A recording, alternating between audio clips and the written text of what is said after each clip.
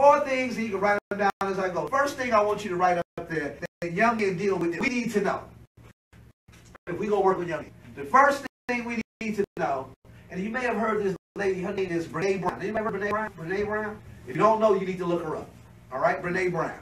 So the first thing you're going to put up there is embarrassment. So let's just put the word embarrassment up there. And as he put the word embarrassment up there, raise your hand if you ever been embarrassed. Right? All of us been embarrassed for something, right? But the one thing you know about young people these days, they call that fronting or stunting. Don't embarrass them. Being disrespectful. They do not like to be disrespected. Right? So when you embarrass young men these days, it's totally different. I mean, heck, last week, I had on one of my little African outfits on. I like to dress in African attire sometimes. I've been down like that, split my pants. That was embarrassing. But when you work with our young people, when they embarrass, you can lose them. Right? You can lose them and they'll never come back. And so one of the biggest things you said, don't front on me, don't embarrass me. Well, how do they embarrass? You can embarrass them in any way. You can embarrass them by hollering at them. You can embarrass them by saying, why you got on those dirty socks? You can embarrass them by saying, how come your daddy not in their life? You can embarrass them by saying, where you live. You know, some of our kids are embarrassed about their darn zip code. Did you hear that? And when you ask them questions, they start telling you stories. I did it when I was young. They asked me about my daddy. I don't know about y'all. See, I didn't grow up with my dad. Didn't meet until I was 17. I told, oh, my daddy, he the one who made, you know, when you jump out the airplane, you had a parachute. It was my daddy that made that thing the emergency thing. That was a lie. That was my sister's daddy. That wasn't even my daddy. But I made that story up and told it for years. I didn't even know who my daddy was. So we make up stories like that, right? Because you embarrass.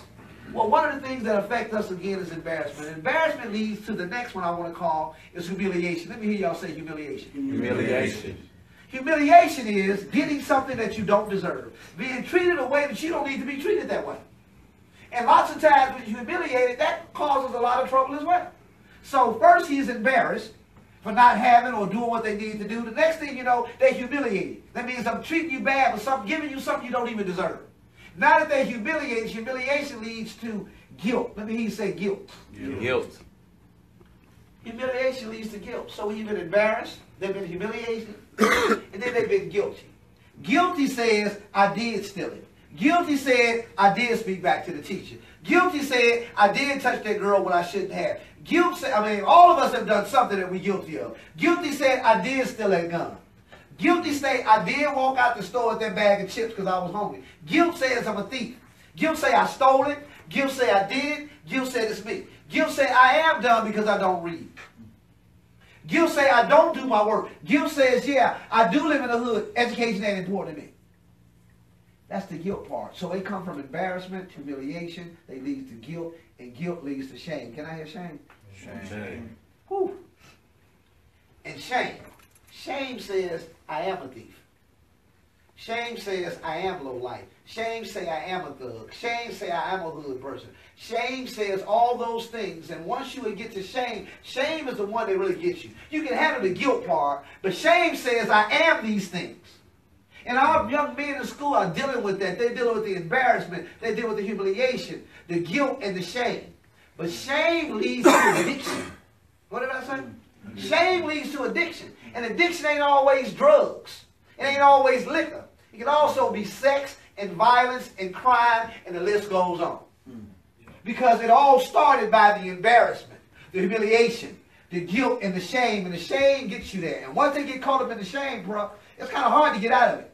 Some of them be so shamed that now you're saying, I am a drug dealer. Shame says, I am a dope fiend. Shame says, I am a failure. Shame says, I am a no good daddy. Shame says, I'm not worth those things. Shame goes on, and then when you start to embrace the shame, it leads to the guilt. It goes right back up. Now I'm drinking. I'm drugging. I'm smoking. I'm having sex more than I ever could before. I'm stealing more than I ever did before. I'm being violent more than I ever did before. And guess what? It all started with what? Embarrassment. But why are they embarrassed? And I believe that the reason why a lot of our young people are embarrassed, you'll be able to sit down for a minute. You can sit down and I'm going to pull you back up. The reason why I believe that a lot of young men are embarrassed is because they deal with these 4 emotions. And they don't know how to deal with their emotions. My question to you is, do you?